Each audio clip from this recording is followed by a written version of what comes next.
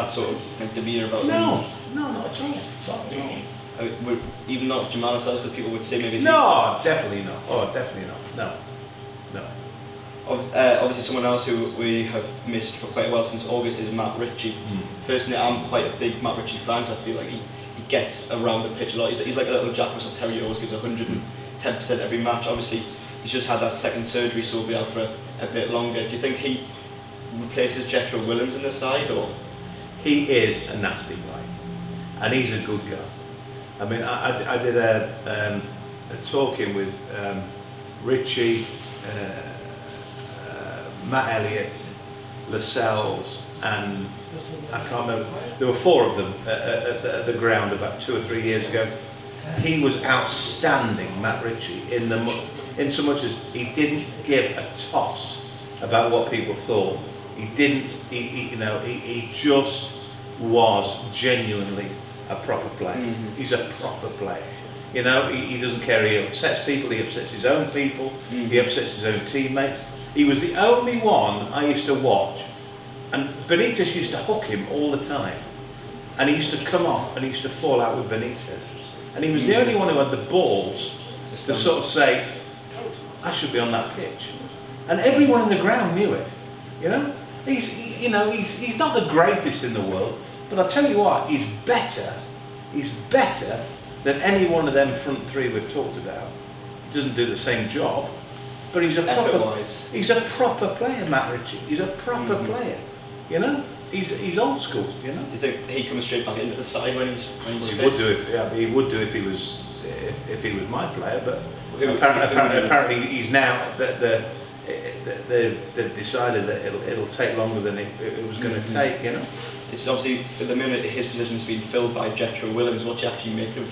I didn't mind him. The times I've seen him, I don't mind him. But the difference is he plays as a wing back. Ritchie, I would always think should play as a left-sided midfield player. Right. And the times that I think that's where he fell out with Benitez. Benitez wanted to play him as a left wing back. Matt Ritchie's wasted as a left wing back. Matt Ritchie's got so much more to contribute. The goal he scored against Sunderland, was it 3-4 years ago? Yeah. Dear me, it's a belter. You know? Right. He certainly has a very good shot on him. You know, he could take a man on it if needs be. Puts a good ball in as well.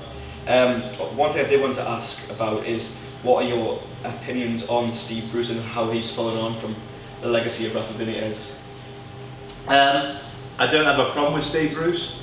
I think I said to another fans forum after the Norwich game when they were absolutely appalling. If somebody offers you the job to manage Newcastle United, you're not going to turn it down. You know, especially if you're brought up where he was brought up, and you're as black and white as he is, you're not going to turn it down. Now, all right, he's managed Sunderland. All right, he's been here, he's been there. He's had indifferent support. I'll tell you a story. You might cut this out, but years and years and years ago, I did a game at Old Trafford with a guy called Terry Cochran, who was a Northern Ireland winger who played for Middlesbrough. Was a good player, absolute lunatic. And I said, we're doing a game on Saturday at Old Trafford. It was Man United against Nottingham Forest. And he said, oh, Bruce, you'll be playing. And I went, yeah. He played with Bruce at Gillingham way back when they were both really starting out. And I said, yeah. So he said, can you see if I can get into the players' lounge afterwards to meet Brucey? I said, yeah. So I put a call in to Manchester United, and I said, the guy who's doing the commentary with me is a guy called Terry Cochran. Would Steve Bruce be happy for Terry and myself to get into the players' lounge afterwards? Got a thing back saying, yeah, no problems. I picked Terry up that morning, and he had posters, he had stickers, he had pictures, he had shirts. I said, what are you doing? He said, well, I've asked a lot of Man United fans near me, and he had Cantona this and Cantona that, and all of the big ones, you know. And I thought, oh, this is a nightmare. We did the game. so we stood, and God bless him, he was a top player, Terry Cochran. And we stood at the Players' Lounge entrance after the game. He's got 2 plastic bags full of all this stuff that he wants signing for people just like here, who are Man United fans in Middlesbrough. Bruce opens the door, he's the captain of Manchester United, and he says, and he just welcomes him like he's his long lost brother. And he gets him in, and he suddenly says, and he says, what have you got in there? He says, I've got this. He says, Cantona, get over here, sign that. Cole, York, all of them. They all came over, and he said to me, you've never seen a player like this fella. And he was telling them that Cochran was the best player he'd ever played with. And I never ever forgot that. And every time I've seen Steve Grissom, now that he's managing Newcastle, I said to him, I said, do you remember that day? He said, I don't. I said, but I remember when Cochran came to Old Trafford. And that's what a decent fella is. He's a proper fella. And whether you like it or not, that, you know, okay, he's managed Sunderland, okay, he's indifferent in terms of success. But I tell you what, he's a proper fella. And where we are now with football, that's worth more than all the talent in the world. You know, I think he's a good guy. To answer your question. Thank you very much. I would like to ask, has anyone else got any questions they'd like to ask about Newcastle this season? No, I'm saying you want about the training pitch. I don't think Andy Carroll has been on the training pitch very often. I know he's just wheeled out for the. That's why we can't really say that he's a proper striker at the minute, you know. I don't know. I don't know where they are with him, but all I know is that, as I said before, you would think that the option of Joe Linton or Andy Carroll, you would take Andy, at this minute in time, you would take Andy Carroll every time.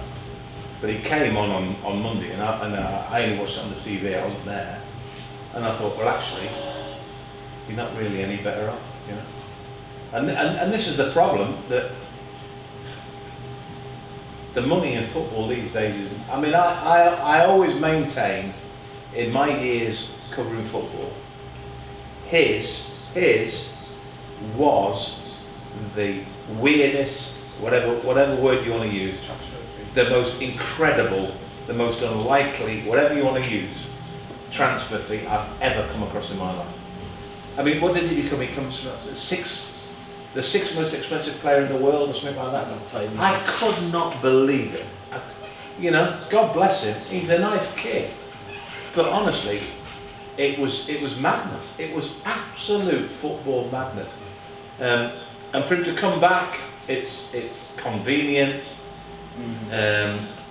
It's not reaping any rewards. He came on a Monday, and I don't know. You know, you put him up there, he can head a ball, but I'm not sure it's going to be any better than the Joe Linton. Any more questions from anyone?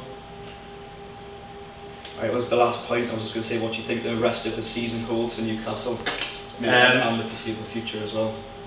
I'd love to think they're going to be okay. I'd love to think that there won't be a danger. But if you look at this division, it's weird. I mean, you go down to 4th or 5th, and then the remainder, none of them have won more, I think with the exception of Burnley, none of them have won more than 4 games. So there's something like 10 or 11 teams all won 4 games. There's a couple at the bottom who've won 3, 2 and 1.